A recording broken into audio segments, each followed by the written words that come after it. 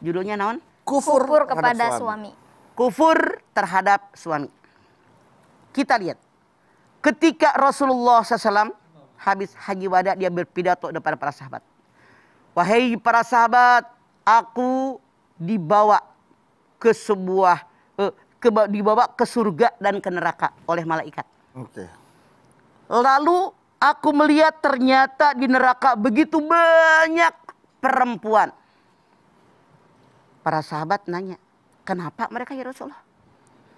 Mereka kufur. Mereka nanya lagi, apakah mereka kufur kepada Allah? Rasul menjawab, tidak. Mereka tidak kufur kepada Allah, tapi mereka kufur dengan suami-suami mereka. Apa yang dimaksud dalam hadis ini dengan kufur? Bukan berarti kufur kayak kufur dari agama Islam, dia keluar Islam, bukan.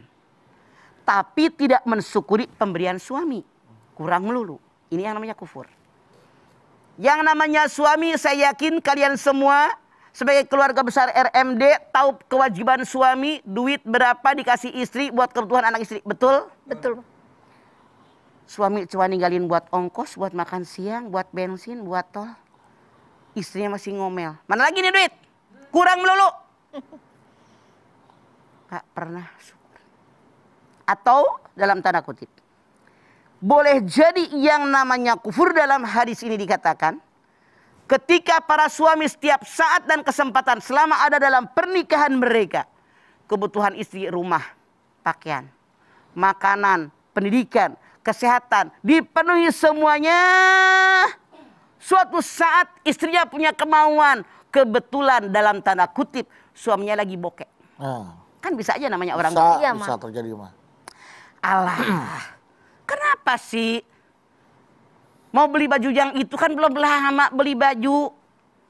Atau abang lagi nggak punya duit nih. Boleh jadi terjadi dari suami seperti itu.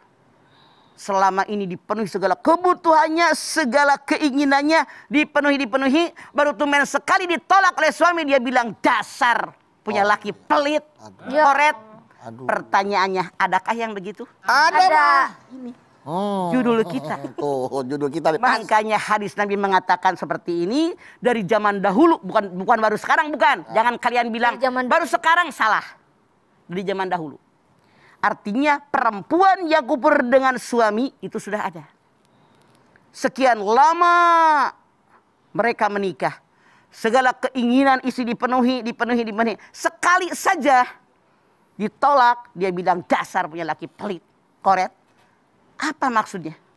Kebaikan suami selama sekian puluh tahun, sekian banyak, nggak pernah ada yang dihitung. Yang kelihatan sekarang karena dia jengkel, lakinya nggak ngasih, itu doang. Itulah kufur.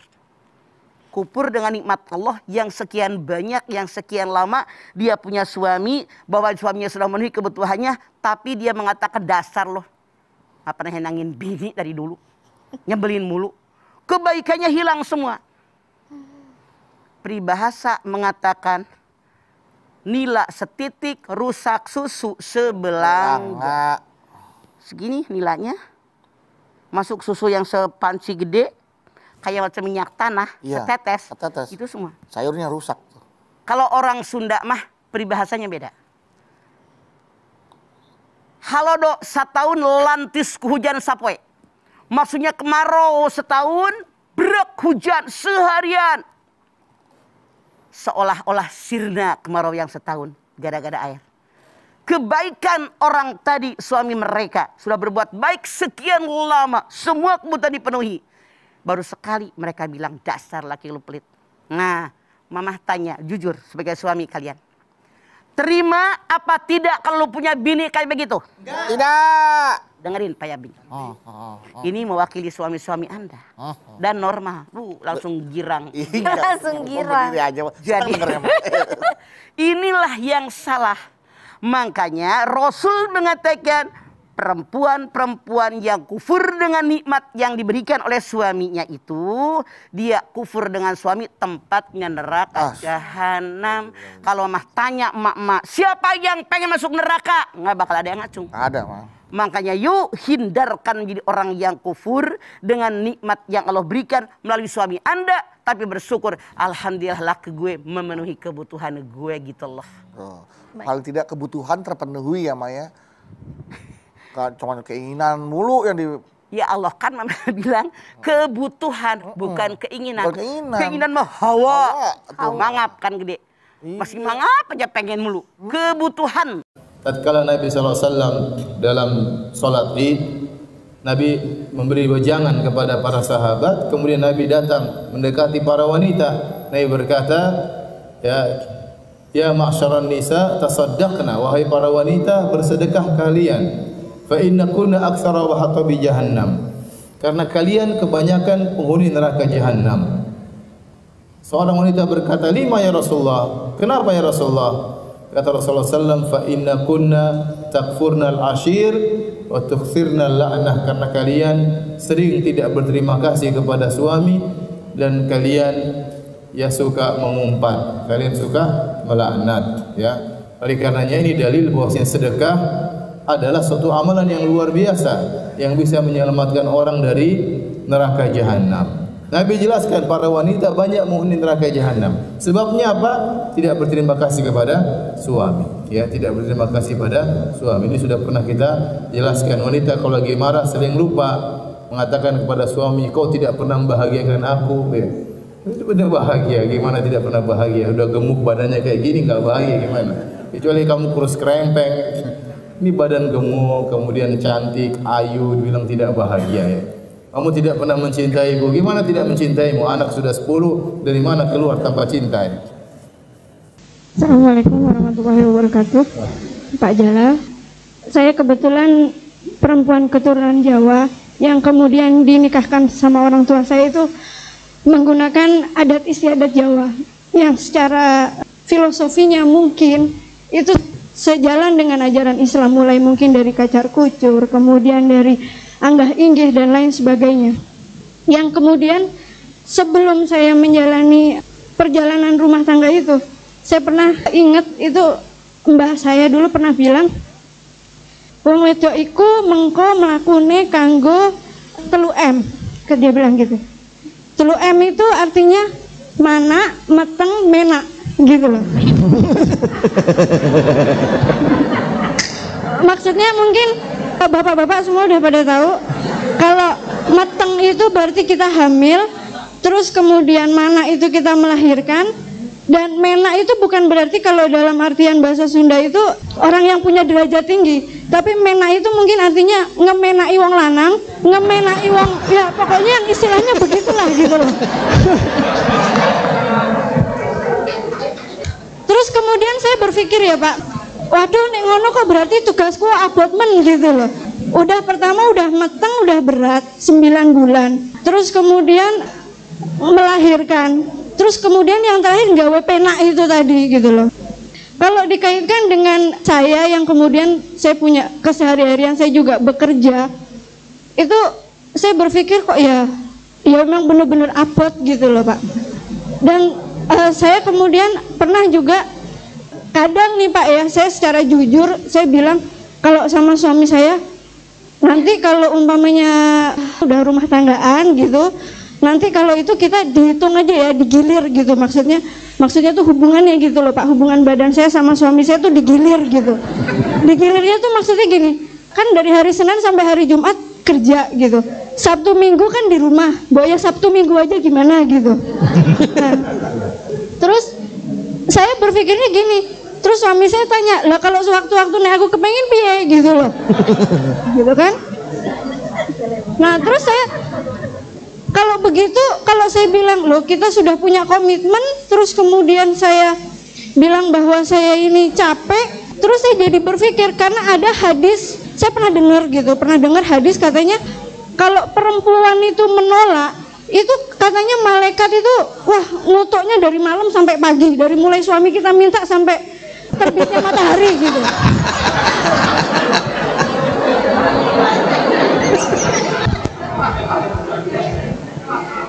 Nah, terus kalau begitu saya berpikir, waduh kok berarti secara Islam itu intervensinya ke dalam rumah tangga saya itu kok hebat banget gitu loh ya. Apa memang begini jalannya, bahwa memang seperti juga tradisi Jawa bahwa perempuan itu harus selalu tunduk kepada suami, pergi ke rumah kalau nggak ada izin dari suami, walaupun dulu pernah diceritakan katanya Zamannya Nabi ada seorang perempuan yang ibunya meninggal, terus kemudian karena belum dapat izin dari suami nggak pergi walaupun ibunya sudah menjelang mau dikubur gitu. Nah ini saya mohon Pak dijelasin gitu. Matur nuwun. Assalamualaikum warahmatullahi wabarakatuh. Namanya Bu? Heni Pak. Ibu Heni. Saya khawatir tanpa nama ini. Tidak bisa diklarifikasi nanti. Ini Bu, tapi saya ingin menjawab dengan singkat saja. Pertama, saya harus jawabnya dengan menggunakan nama orang lain supaya tidak ada satu pihak pun yang tersinggung. Ada seorang penulis muslim wanita namanya Fatimah Mernisi. Dia menulis buku tentang perempuan di dunia muslim dengan meneliti perkembangan sejarah Islam. Dia menemukan bahwa Nabi Shallallahu Alaihi Wasallam adalah seorang tokoh pembela perempuan yang dalam ukuran sekarang mungkin sangat liberal. Tapi kata dia, sayangnya pembaharuan hak-hak perempuan yang dilakukan Nabi itu digagalkan sama sekali oleh sebagian tokoh di antara sahabatnya. Antara lain kata dia tokoh utamanya adalah Umar bin Khattab. Dari situlah kemudian berlanjut proses mengembalikan lagi penindasan kepada pihak perempuan itu dan menempatkan perempuan dengan tugas-tugas yang seperti tadi disebutkan tadi. Walaupun secara pribadi saya setuju itu, terutama bagian yang terakhir itu.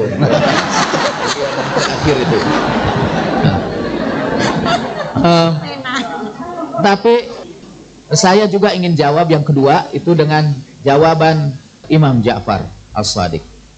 Ada orang tanya kepada Imam Ja'far, Imam, apa betul bahwa kebanyakan penghuni neraka itu perempuan? Seperti saya dengar dari hadis-hadis yang beredar di tengah-tengah masyarakat. Kata Imam Ja'far, keliru sekali. Malahan sebetulnya kebanyakan penghuni surga adalah perempuan. Lalu orang itu tanya, how come?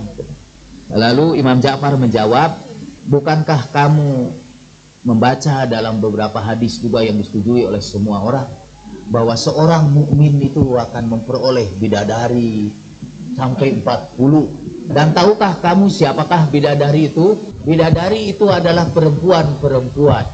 Inna ansha'nahunna insya'an faja'alnahunna uruban atraban li ashabil yamin. Nanti kami hidupkan lagi perempuan-perempuan yang saleh itu. Kami remajakan kembali dia sehingga usianya seolah-olah sebaya. Jadi kalau berdasarkan ayat Al-Quran dan hadis-hadis itu, yang benar ialah kebanyakan penghuni surga itu adalah perempuan dan bukan laki-laki. Kalau saya ditanya sekarang, mengapa kebanyakan perempuan yang masuk surga?